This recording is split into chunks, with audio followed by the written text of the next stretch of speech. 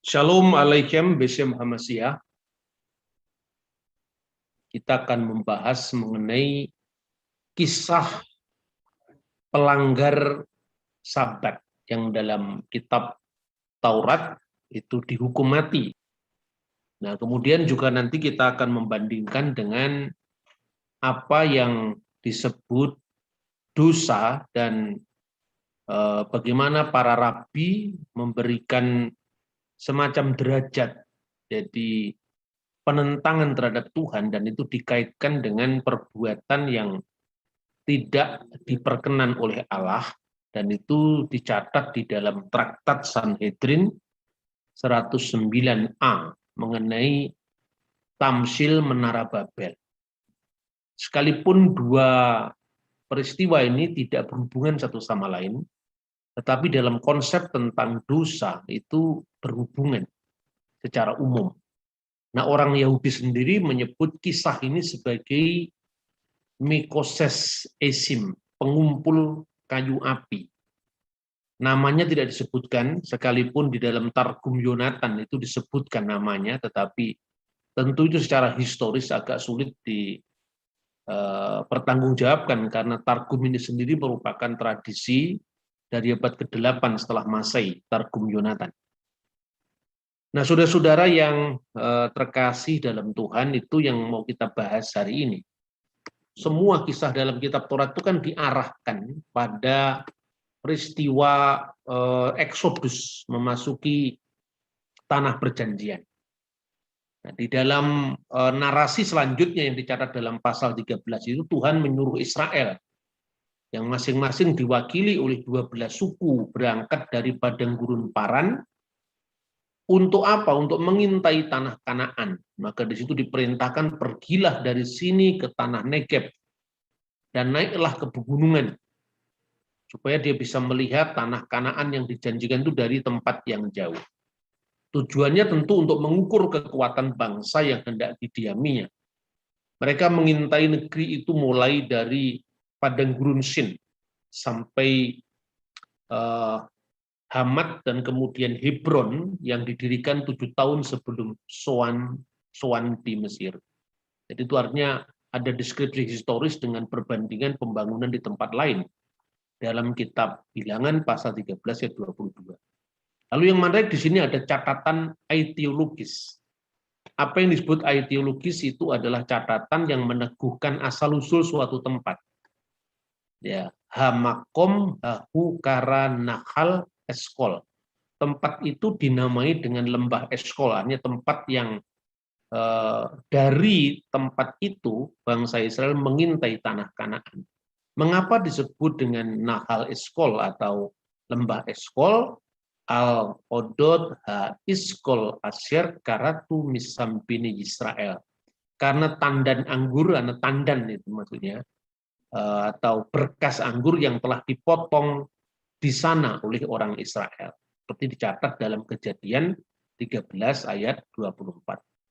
Nah, setelah 40 tahun mereka datang kepada Musa.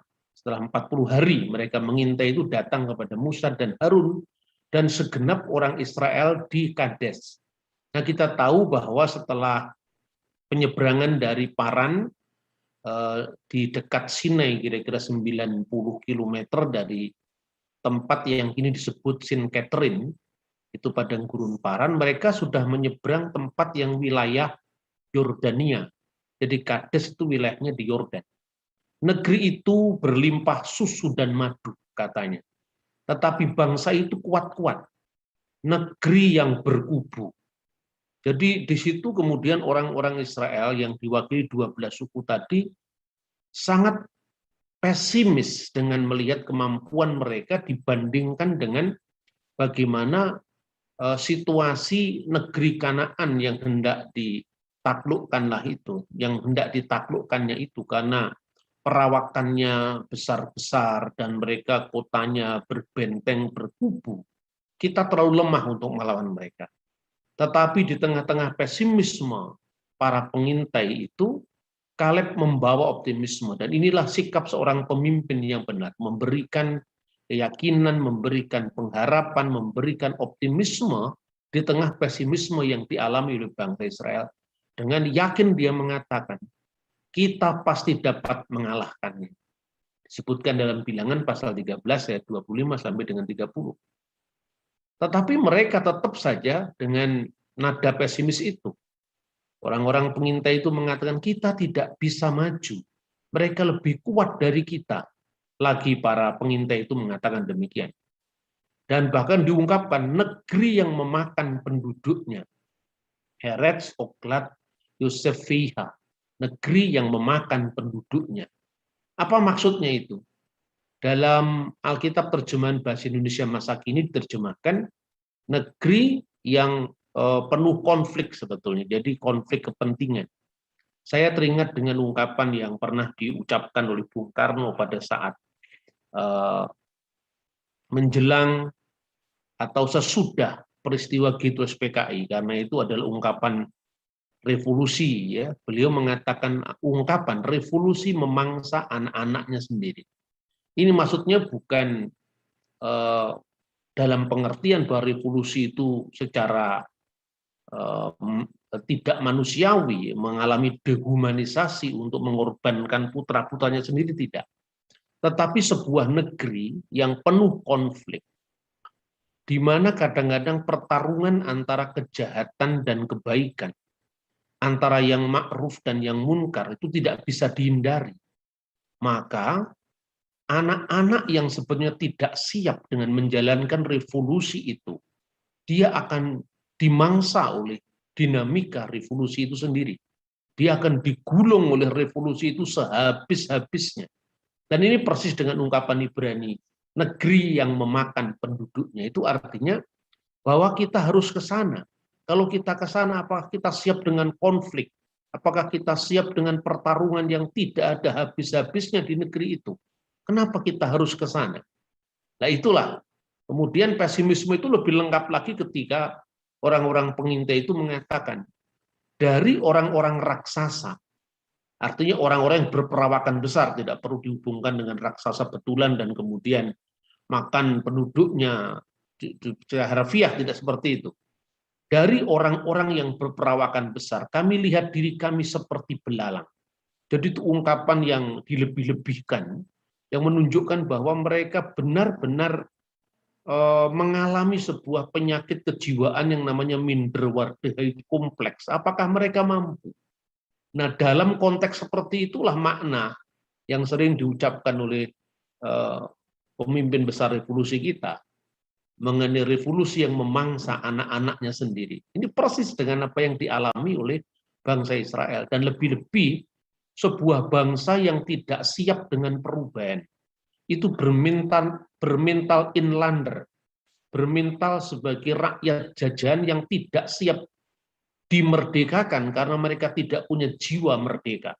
Dan ini dialami oleh bangsa Israel, dan betapa sulitnya tugas yang diemban oleh Nabi Musa. Kemudian setelah mereka pesimis, tidak memiliki harapan untuk dia bisa menang, disitulah kemudian sempurna kelemahan bangsa itu.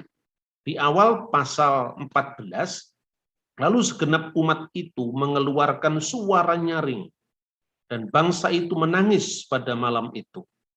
Bersungut-sungutlah semua orang Israel kepada Musa dan Harun, dan segenap umat itu berkata kepada mereka, seandainya kami mati di tanah Mesir atau di padang gurun ini, mengapakah Tuhan membawa kami ke negeri ini, supaya kami tewas oleh pedang, atau istri serta anak-anak kami menjadi tawanan?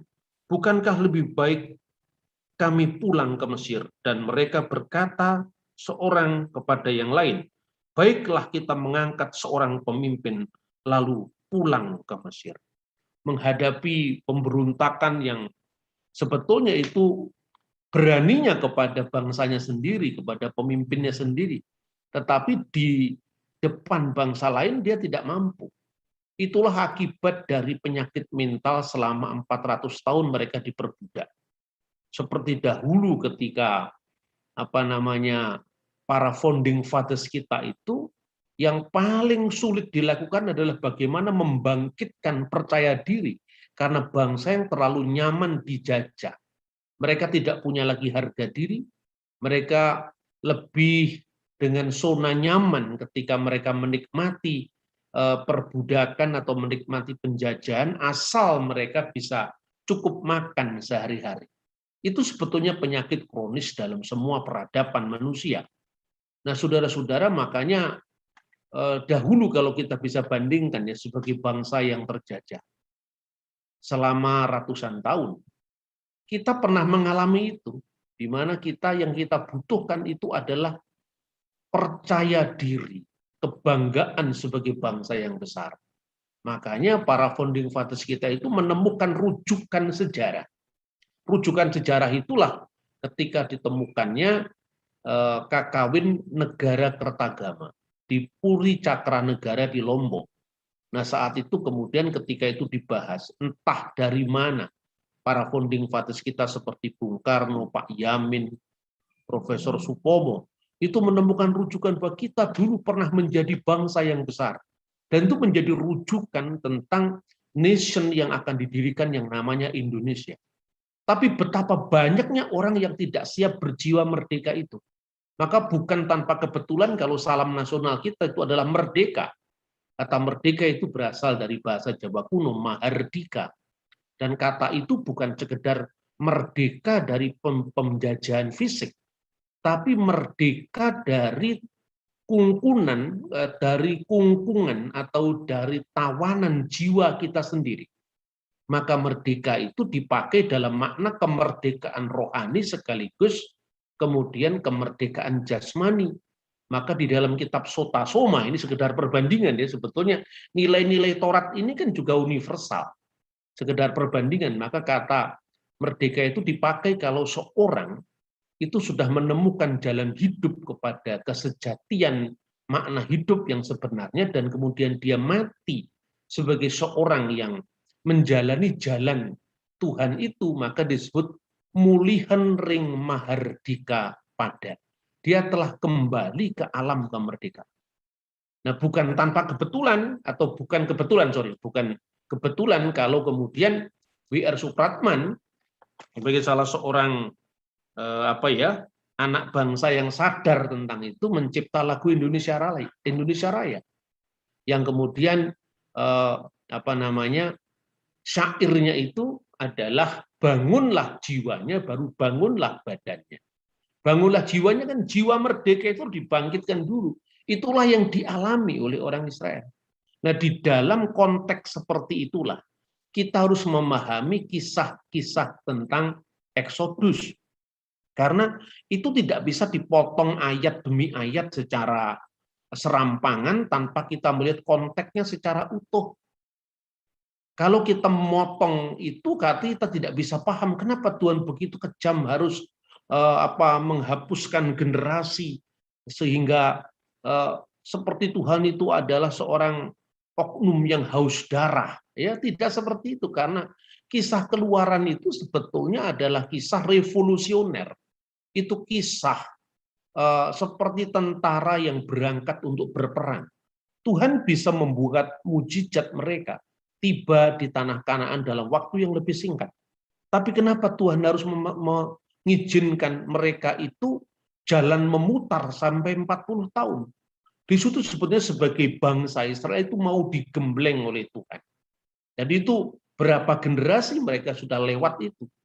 Artinya itu justru ada penanaman nilai-nilai, termasuk patriotisme, termasuk nasionalisme, ya, mereka sebagai bangsa Israel, dan itu ada disiplin yang harus mereka tegakkan. Makanya banyak sekali penulis-penulis Kristiani yang tidak memahami dinamika sejarah dalam konteks membaca teks-teks suci dari zaman yang berbeda ini, kemudian memberlakukannya seperti buku sihir yang hanya diotak-atik ayatnya. Maka sebetulnya di dalam kajian-kajian kita minggu yang lalu, kita sudah mengenal 3 kriteria hukum. Yang pertama, hukum yang jelas-jelas itu bersifat universal, disebut mispatim. Yang kedua, hukum yang bersifat memorial. Mispatim itu misalnya jelas bahwa membunuh, mencuri, berzina, itu berlaku universal. Tapi hukum yang bersifat memorial itu misalnya, kenapa kita harus Paskah? Kita harus merayakan Paskah? Kenapa kita harus makan roti tidak beragi dalam konteks keluaran itu? Karena dulu kita menjadi bangsa terjajah di tanah Mesir. Dan itu bersifat memorial yang tidak mengikat pada pihak lain. Seperti kalau kita bicara tentang Indonesia, komitmen untuk menghormat bendera merah putih, komitmen untuk menyanyikan lagu Indonesia Raya, Garuda Pancasila itu berlaku untuk orang Indonesia. Tidak berlaku bagi orang Malaysia yang punya simbol yang berbeda dengan Indonesia. Begitu pula misalnya termasuk hukum kasrut ya, tentang kosher dan lu kosher, tentang diperbolehkan atau tidak diperbolehkan, atau di dalam bahasa kitab suci itu adalah tahor dan tame. Tahor dan tame itu sebetulnya artinya diperbolehkan dan tidak diperbolehkan. Itu dalam konteks hukum Yahudi sebetulnya lebih dalam klasifikasi korban. Itu adalah syarat untuk korban. Korban penebus salah, korban penebus dosa. Itu di sana konteksnya. Jadi kalau misalnya pada kitab Kejadian sudah ada pada zaman Nuh itu disuruh memasukkan binatang yang haram dan binatang yang tidak haram. Sebetulnya konteksnya tidak haram seperti ajaran Islam. Konteksnya itu adalah tahor, itu adalah tahir, artinya dia diperbolehkan untuk korban. Dan yang kedua adalah tame, tidak diperbolehkan atau dianggap najis dalam konteks korban. Itu hanya berlaku bagi Israel. Itulah sebabnya mulai dari hukum yang ditemukan di Laut Mati, ya, Dead Sea Scroll misalnya, yang namanya Sefer Hayuvelim. Hukum itu tidak berlaku untuk bangsa di luar Yahudi.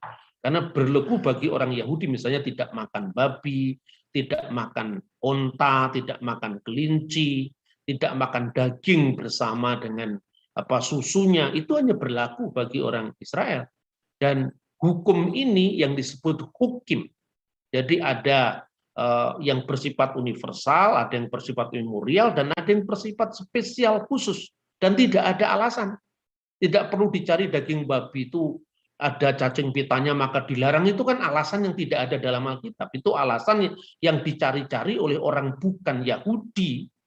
Orang Yahudi sendiri tidak pernah mencari alasan itu karena daging babi ada pitanya. Setiap daging ada cacing pitanya. Seperti itu. Dan kalau itu dikatakan hukum kesehatan, ya tergantung konteksnya. Bahkan ada penelitian terbaru tentang golongan darah kita itu cocoknya makan daging atau tidak. Buktinya saya bilang orang Jepang dan orang Cina yang makan babi itu pinter-pinter dan sehat-sehat. Itu tidak perlu dikaitkan dengan agama, ini kaitan dengan hukum. Yang menyatakan hukum ini hukum tidak mengikat bagi orang lain itu bukan Paulus, bukan orang Kristen, itu adalah orang Yahudi sendiri. Seperti dicatat dalam traktat Sanhedrin 56a, ya, dan juga sampai zamannya Kabalah nanti literatur mistikal Yahudi itu ada dikaitkan. Nah, kemudian ketika menghadapi pemberontakan bangsa Israel itu, Musa kemudian bersujud kepada Tuhan. Semua yang dilakukan Musa itu mengkonfirmasi tindakannya, bahkan meminta petunjuk dari Tuhan langsung apa yang harus dilakukan. Dan luar biasanya Musa itu seorang lembut hati, seorang pengampun, bahwa ketika Tuhan sudah mau menghancurkan dosa umatnya yang tidak bisa ditolerir, Musa masih harus menawar-nawar. Itu gambaran tentang hubungan personal antara Tuhan dan Musa yang begitu karib. Sekalipun demikian nanti kita melihat di akhir daripada kehidupan Nabi Musa itu, toh dia tidak bisa masuk ke tanah perjanjian. Itu pelajaran yang luar biasa, semacam disiplin militer yang tidak tebang pilih. Artinya pemimpin pun tidak terkecuali dari disiplin yang sangat keras. Karena apa? Dia mau memberikan semacam presiden sejarah bahwa bangsa ini tidak boleh sembrono. Bangsa ini sedang dalam konteks perjuangan. Maka sekecil apapun kesalahan itu akan merembet kepada yang lain. Anda bisa bayangkan. sekitar 2 juta manusia itu setiap hari mereka bersama-sama di padang gurun yang sulit. Ini bukan situasi normal, ini situasi yang darurat. Nah, maka ketika terjadi orang melakukan perbuatan salah itu cepat menyebar. Nah, saudara-saudara, kemudian Tuhan menghadapi permohonan Nabi Musa itu sesungguhnya juga mendengarkan, tapi mereka mengingatkan bahwa mereka diingatkan bahwa orang Israel itu sudah 10 kali mereka mencobai aku dan mereka tidak mendengarkan firmanku, tidak mendengarkan suaraku. Dalam kitab Bilangan pasal 14 ayat 22. Nah, kita bertanya, 10 kali umat Israel mencobai Tuhan itu apa saja? Kita bisa kilas balik lagi ya. Yang pertama Keluaran pasal 14 10 sampai 12. Ketika tentara Fir'aun hampir mengejar mereka, apa kata Bani Israel? Apakah karena tidak ada kuburan di Mesir, maka engkau membawa kami untuk mati di tempat ini? Jadi itu apa? Ya benar-benar mental yang tidak merdeka, bukan berjiwa merdeka. Setiap kali mereka dilanda kesulitan, mereka membayangkan zona hidup mereka di Mesir. Kedua, mencobai kedua itu Keluaran 15 ayat 22 sampai 24. Peristiwa Mara ketika mereka menemukan air pahit. Ya. Kemudian ketiga, Keluaran pasal 16 ayat 1 sampai 3. Di padang gurun saat mereka kelaparan, seandainya kami mati di tanah Mesir dengan menghadap kuali berisi daging. Dibayangkan, seperti itu mentalitas bangsa yang dipimpin oleh Musa. Keluaran 16 ayat 19 dan 20 itu adalah mencobai keempat. Di padang gurun ketika mereka tidak memperhatikan penyimpanan mana sampai pagi sesuai dengan instruksi Tuhan kepada Musa. Kelima, Keluaran 16 ayat 27 sampai dengan 30. Juga di padang gurun ketika mereka mengabaikan Musa untuk mengumpulkan mana sampai pada hari ke-7. Ini artinya bukan sekedar apa ya, mispatim yang dilanggar, tetapi juga apa aturan-aturan lain yang dilanggar. Bagi bangsa Israel itu tergantung. Ya, seperti hukum itu kan kontekstual. Ketika orang melakukan perzinahan, entah itu orang Malaysia, entah itu orang Indonesia, zina ya zina, membunuh ya membunuh. Harga jiwa manusia di mata Tuhan, apapun warna kulitnya itu sama. Itulah yang mendasari yang dikenal dengan misfot beni Noah, hukum Nuh yang mengatakan bahwa aku akan menuntut darah. Karena apa? Karena setiap manusia diciptakan menurut gambar dan rupa Allah, ini universal. Tetapi nanti kita melihat bagaimana seorang pelanggar Sabat juga dihukum. Sabat itu bersifat memorial. Karena apa? Entah itu mispatim, entah itu hukum universal, entah itu memorial, entah itu adalah hukum yang khusus spesial. Itu dampaknya sama, hanya perbedaannya segmennya saja. Jadi ketika orang yang disebut ger atau orang proselit atau orang goyim sudah menjadi warga Yahudi, ya dia berlaku atas hukum Yahudi. Nah, tetapi kemudian derajat pelanggaran hukum yang sifatnya memorial tentu itu hanya berlaku bagi orang Israel, tidak berlaku bagi orang yang lain. Nah, kemudian itu.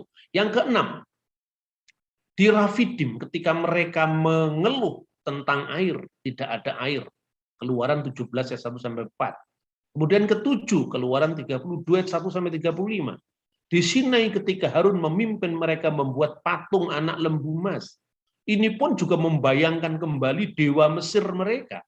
Jadi artinya mentalnya itu benar-benar selalu mengarah ke masa lalu, ke Orde Lama ketika mereka merasa nyaman dengan segala kehidupan sekalipun mereka itu dalam penjajahan.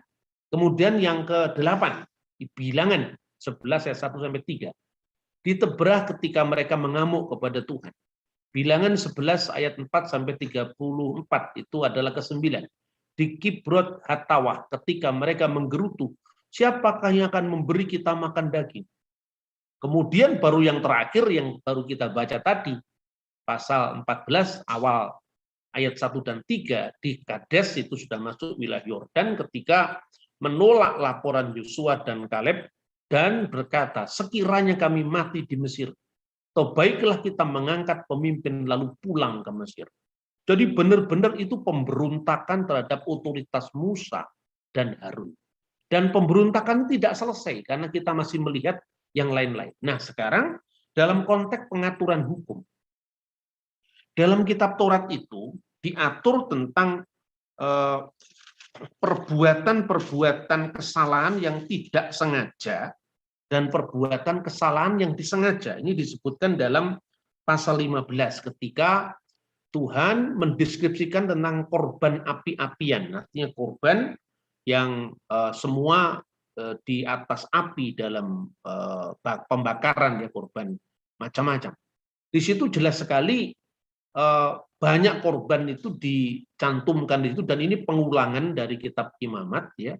Misalnya ketika seorang melakukan dosa yang tidak disengaja, lalu mereka harus mempersembahkan tebusan, maka haruslah segenap umat mengolah seekor lembu jantan muda sebagai korban bakaran menjadi bau yang menyenangkan Tuhan, serta korban sajiannya dan korban curahannya sesuai dengan peraturan seekor kambing jantan sebagai korban penghapus dosa, dan seterusnya. Jadi institusi korban itu dilakukan untuk kesalahan atau dosa yang tidak disengaja karena kekhilafan. Tetapi bagaimana dosa yang disengaja atau kesalahan yang disengaja? Dia harus dimusnahkan, hukuman mati. Dan ini disiplin yang memang berlaku di kalangan bangsa Yahudi pada masa Eksodus itu. Ada satu buku trialog yang sangat baik antara Yahudi, Kristen, dan Islam tentang tema-tema termasuk yang sejajar dalam kitab Taurat, kitab Perjanjian Baru, dan kitab Quran. Itu menarik ketika seorang pembicara Muslim menanyakan kepada orang Yahudi, bagaimana cara dia memahami kitab Taurat khususnya tentang hukuman mati. Lalu orang Yahudi tadi mengatakan buku ini sudah diterbitkan oleh Mizan sebetulnya. Dia mengatakan begini, seperti ungkapan dalam kitab Taurat, ya, dibrah Torah, sesungguhnya Taurat itu berbicara kilason bini Adam, di dalam bahasa anak manusia. Itu artinya apa? Taurat itu mengandung dua dimensi. Dan ini sebetulnya yang dikatakan oleh Paulus bahwa huruf itu mematikan, roh itu menghidupkan. Jadi sebetulnya Paulus itu sangat Taurat sentris. Tidak benar kalau dikatakan Paulus itu menghapus Taurat.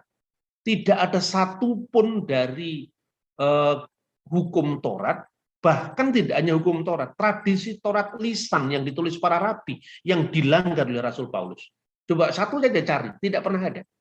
Paulus itu sekedar melakukan apa yang disepakati dalam sidang Yerusalem, dalam konsili Yerusalem, bahwa bagi umat Kristen yang bukan Yahudi, yang asalnya dari Goyim, tidak berlaku hukum Yahudi, tidak berlaku misfot Moshe, tidak berlaku misfot Torah, ya, khususnya yang kemudian di abad ketiga nanti dirumuskan menjadi 613 hukum Taurat yang disebut Taryakh misfot Moshe, ya. Tidak ada satupun yang dilanggar. Satu contoh misalnya, hukum yang dilakukan Paulus terhadap orang Yahudi disunat. Kisah Rasul pasal 16 1 sampai dengan 3. Paulus mau agar dia menyunatkan Timotius karena Timotius itu ibunya Yahudi, dan orang Yahudi itu dilihat dari garis keturunan ibu sekalipun patrilineal.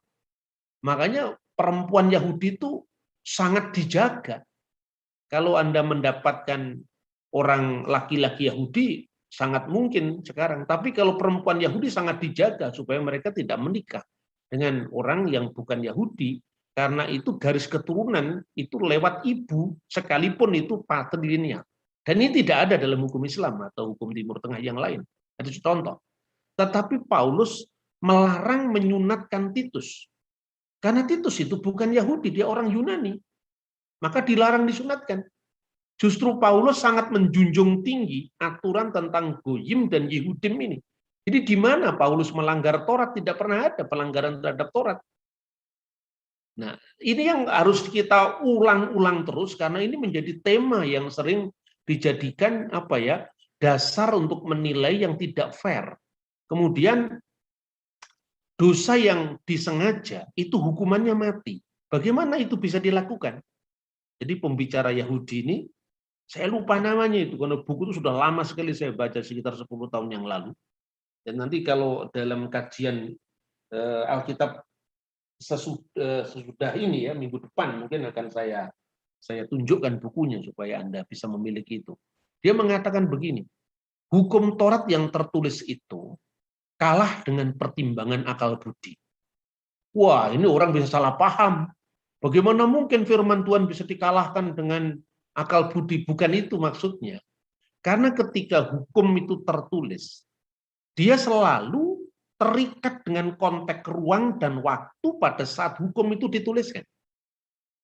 Itulah yang dalam bahasa hukum kita ya, kalau Anda belajar KUHP atau belajar Wetboek van Strafrecht for Indonesia itu namanya memori van toelating.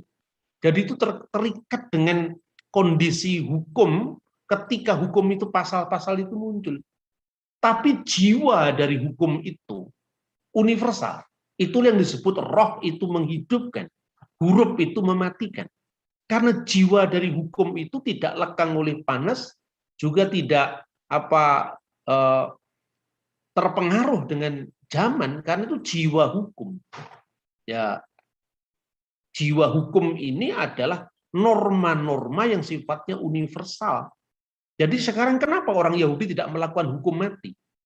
Padahal Taurat melakukan hukum mati. Karena konteksnya sudah berbeda. Ya kan?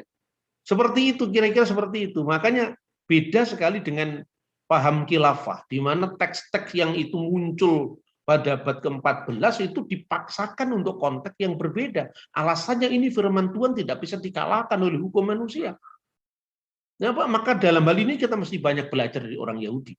Nah, begitu juga ketika kemudian kita menilai hukum yang lahir dari konteks ruang, waktu, situasi, kondisi yang berbeda dipaksa untuk dilihat. Makanya tampak gambaran Tuhan Israel itu Tuhan yang kejam, Tuhan yang haus darah.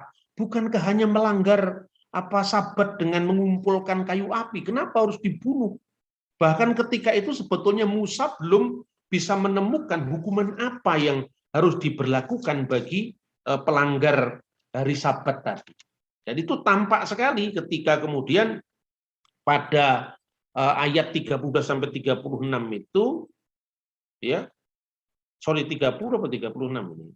31, sebab ia telah memandang hina terhadap firman Tuhan dan merombak perintahnya.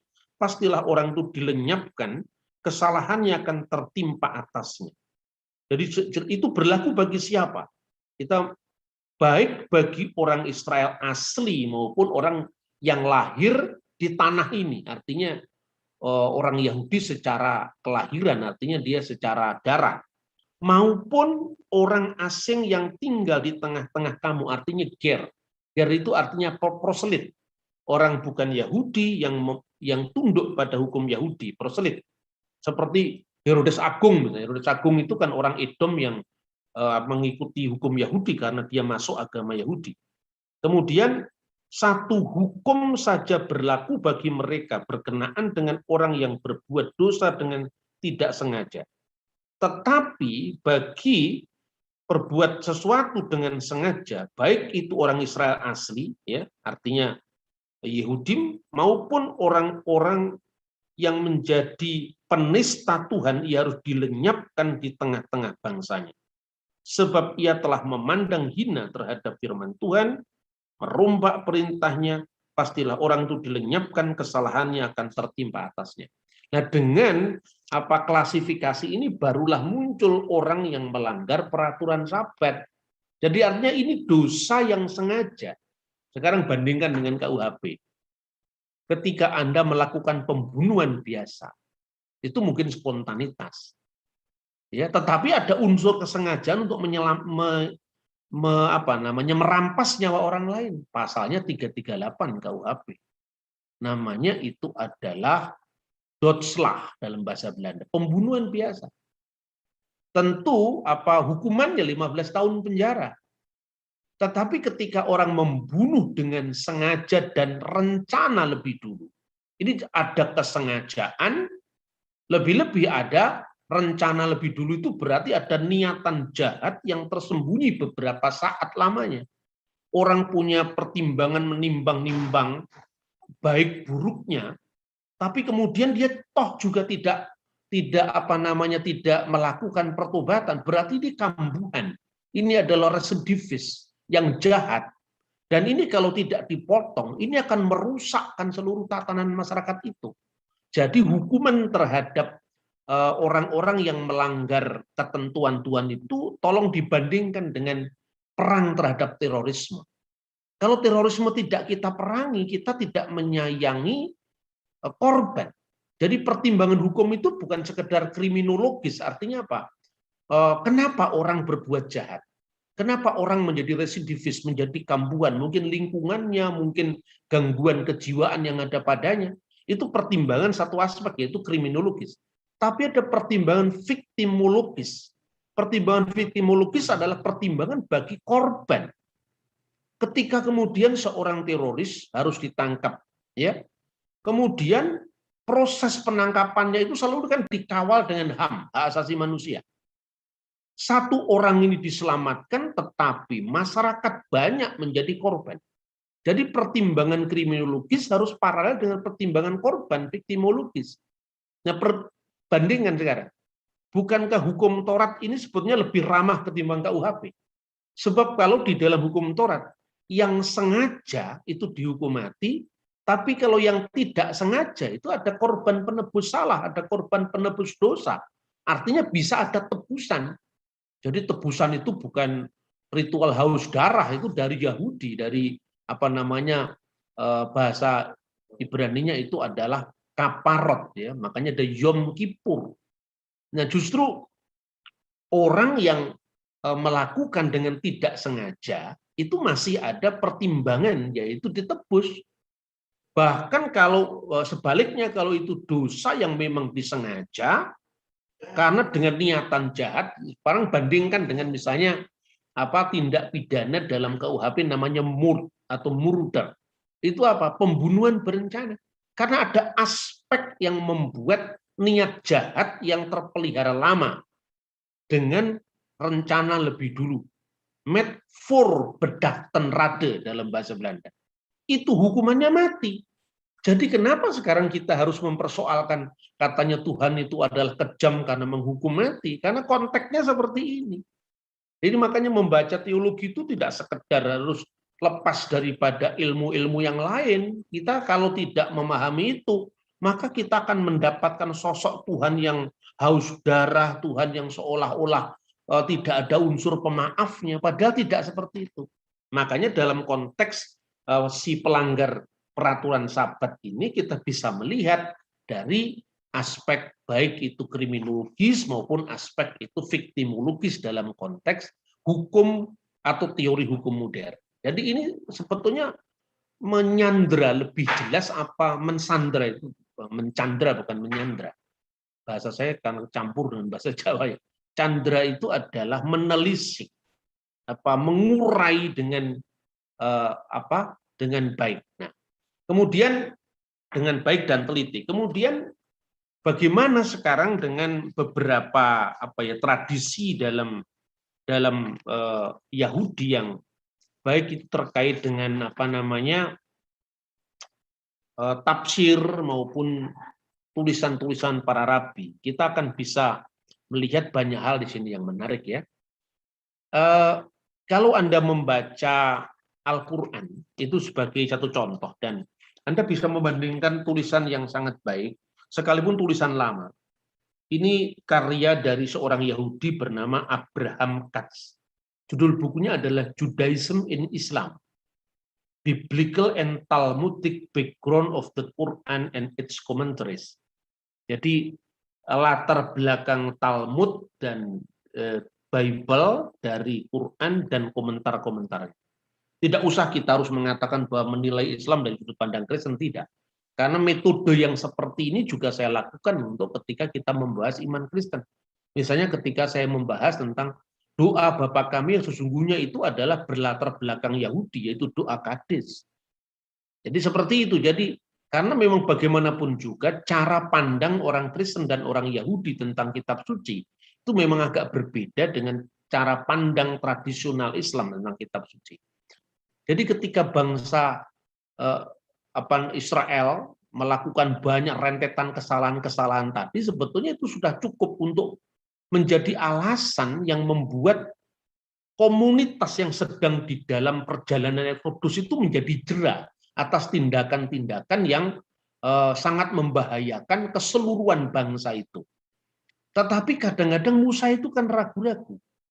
Karena dia belum menemukan hukum apa yang cocok untuk orang yang melanggar Taurat, melanggar Sabat ini. Jadi Sabat itu termasuk hukum yang sifatnya memorial. Memorial artinya apa? Kamu ini diingatkan bagaimana perjalanan bangsa ini mulai dari bahkan sebelum munculnya bangsa Israel, pentingnya kita mendasarkan tindakan kita pada sejarah. Karena barang siapa belajar sejarah, dia tidak tergelincir di masa depan. Kata orang bijak seperti itu. Kemudian apa yang diajarkan di sini sebetulnya itu adalah karena bangsa Israel itu mau dipersiapkan menjadi bangsa yang besar, masuk ke tanah perjanjian, maka sekecil apapun kesalahan itu harus benar-benar disikapi dengan wawasan yang benar-benar membangun bangsa itu. Jangan ada kesalahan sekecil apapun. Itu yang mau ditekankan di situ. Maka kemudian Musa menanyakan kepada Tuhan, orang itu sementara ditahan, orang yang melanggar Sabat itu, yang mengumpulkan kayu api itu, dan bukan sekedar kayu api itu, tetapi di situ pasti ada unsur kesengajaan jahat yang disebutkan dalam ayat-ayat sebelumnya. Maka kemudian ketika dia mendapatkan jawaban dari Tuhan, maka orang itu akhirnya harus dirajam sampai mati. Sebagaimana yang disampaikan Tuhan kepada Musa. Setelah itu disusul dengan aturan tentang jumbai peringatan. Jadi di situ ada tindakan yang membuat orang itu jera melakukan dosa yang disengaja tadi. Kemudian ditutup dengan aturan apa? Dengan peringatan, akulah Tuhan yang telah membawa kamu keluar dari tanah Mesir supaya aku menjadi Allah bagimu dan bagimu akulah Tuhan sembahanmu, Tuhan Elohimmu. Artinya apa? Peringatan bahwa semua itu dilakukan untuk kebaikan. Bukan sekedar orang per orang, tapi komunitas besar yang Tuhan berkati. Lalu bagaimana klasifikasi kesalahan, dosa seperti yang digambarkan di dalam tradisi para rabi? Saya bisa memberikan contoh ini sebagai pembanding ya. Saya mengutip dari Traktat Sanhedrin 109 tentang dosa yang menyebabkan diumpamakan dikutuk seperti kera.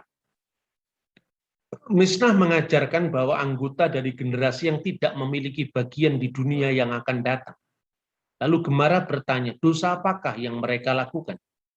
Dosa mereka itu tidak secara eksplisit digambarkan dalam Taurat, katanya. Sekolah Rabi Sela mengajarkan bahwa para pembangun menara Babel berkata, kami akan membangun sebuah menara dan naik ke surga dan kami akan memukulnya dengan kapak sehingga air di langit akan mengalir. Mereka menertawakan penjelasan di barat ini, yaitu di Eret Israel, dan bertanya, jika itu tujuan mereka, biarlah mereka membangun menara di atas gunung saja. Mengapa mereka harus membangunnya secara khusus di sebuah lembah? Dilanjutkan, Yeremia bin Eliezer berkata, mereka itu dibagi dalam 3 kelompok, maksudnya pembangun menara Babel tadi. Seorang yang berkata, marilah kita naik dan berdiam di sana. Dan yang kedua, marilah kita naik dan menyembah berhala. Dan yang ketiga, marilah kita naik dan melawan Tuhan. Kelompok yang mengusulkan marilah kita naik dan tinggal di sana, Tuhan mencerai beraikan mereka. Kelompok yang mengatakan marilah kita naik dan melawan Tuhan berubah menjadi kera, roh-roh setan dan hantu-hantu malam. Jadi ini tentu semua tidak unsur historis ya. Tadi aspek-aspek yang harus dipertimbangkan tentang moralitas, tentang perumpamaan. Sedangkan kelompok yang ketiga, marilah kita naik dan menyembah berhala, di sanalah Tuhan mengacaukan bahasa seluruh bumi. Nah, jadi kalau kita membaca, seperti saya tunjukkan dari buku yang saya sampaikan tadi, itu adalah hasil kajian yang cukup lama, itu menunjukkan bahwa kemungkinan ini adalah tafsiran orang-orang Yahudi Karaid. Siapakah Yahudi Karaid ini? Ini juga penting saya sampaikan ya. Orang-orang Yahudi Karaid itu adalah kelompok Yahudi yang muncul pada masa Yohanes Hyrcanus, itu pada masa Makabe juga. Dan mereka itu percaya bahwa hanya Taurat tertulis yang mereka akui dan tidak Taurat lisan.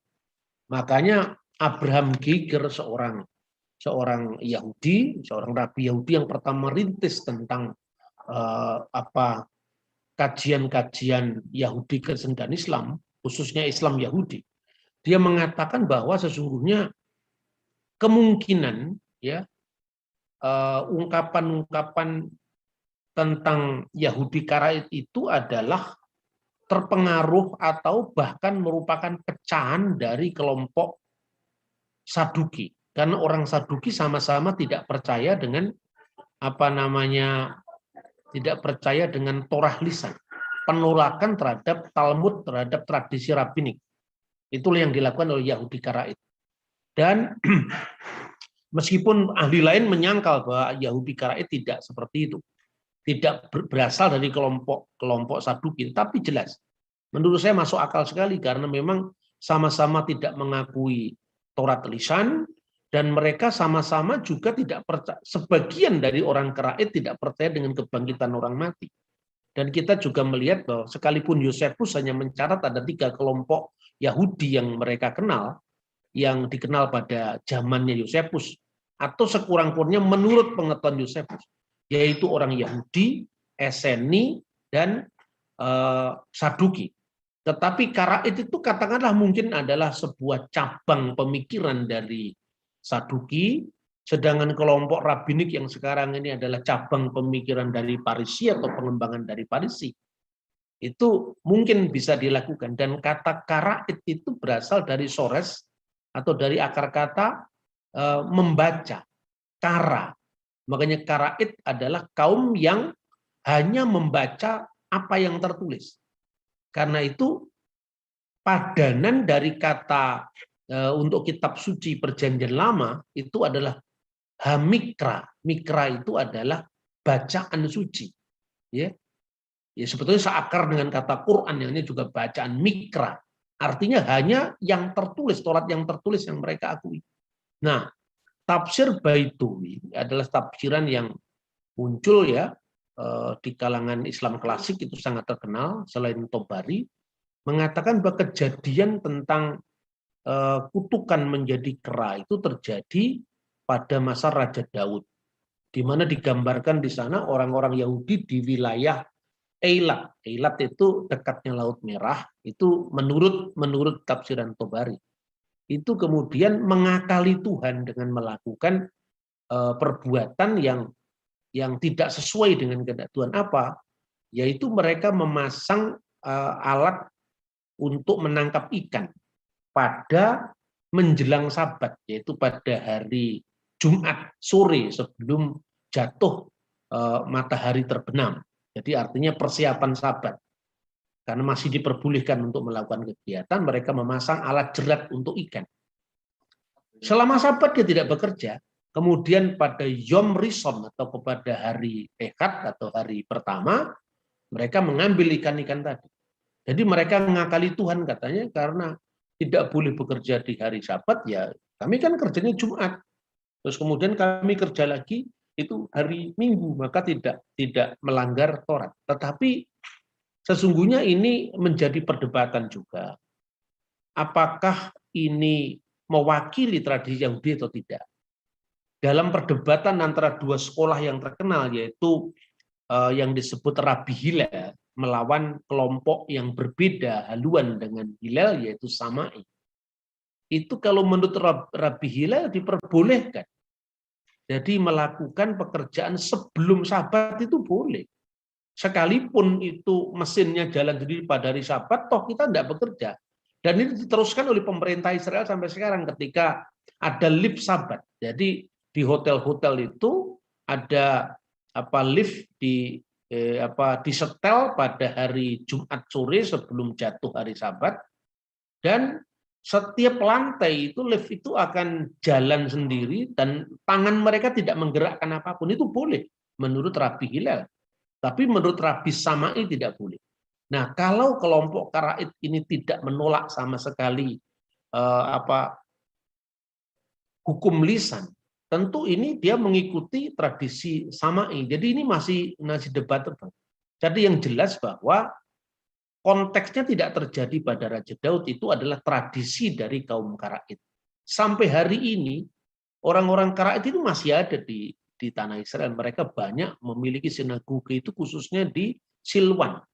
Silwan itu di Yerusalem Timur, kota Daud.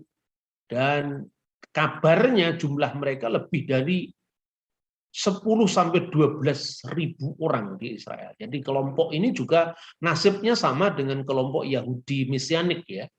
Mereka karena Yahudi yang berkuasa di Yerusalem itu Yahudi Rabbinik, maka sekalipun makanan orang-orang Karaid itu juga sebetulnya kosher, tapi mereka kadang-kadang sulit menerima sertifikat kosher itu kepada mereka. Nah, itu yang terjadi. Begitu juga Yahudi Mesianik, orang-orang Yahudi yang percaya dengan Kristus sebagai Mesias, itu juga mendapatkan kesulitan-kesulitan dalam hak sipil mereka. Nah, tapi ini perkembangan-perkembangan semacam ini kita harus tahu ya. Tapi menariknya bahwa ada kelompok Mesianik yang di bawah Sri Paus di Roma. Jadi itu mereka melakukan dialog yang sangat baik dengan orang Yahudi. Sekalipun jumlah mereka kecil, mereka punya uskup sendiri. Jadi uskup untuk orang-orang Hebrew Katolik. Jadi kalangan Mesianik yang Protestan malah tidak mendapatkan mendapatkan sama-sama tidak mendapat pengakuan hukum yang sama, tetapi orang-orang Hebrew Katolik ini lebih mendapatkan mendapatkan kesempatan dari pemerintah Israel karena lobbying politik. Ya, yang seperti ini perlu kita tahu tentang bagaimana macam-macam komunitas Yahudi seperti yang sudah kita pelajari. Ada Yahudi lama itu kan ada yang namanya kelompok Samaritan, itu masih belum Yahudi, itu masih Israel ya, karena Yahudi itu di Yehuda, kerajaan di selatan. Kemudian dari situ muncul kelompok Saduki, kerajaan selatan itu Parisi, kemudian Eseni. Nah, kemudian ketika institusi Bait Allah itu sudah tidak ada lagi, maka orang Saduki kemungkinan itu salah satunya cabangnya menjadi orang-orang Karaid yang ada sekarang ini, sekalipun hubungan langsung tidak seperti antara orang Parisi dengan Yahudi Rabbinik sekarang. Nah, menariknya bahwa kelompok Yahudi Karaid ini adalah kelompok yang di Timur Tengah itu selalu dianggap sesat oleh Saadia Gaon pada masa Geonim. Saadia Gaon itu menganggap bahwa kelompok ini kelompok Yahudi sesat, ya, seperti orang Yahudi Rabbinik juga menyesatkan kelompok Yahudi Mesianik.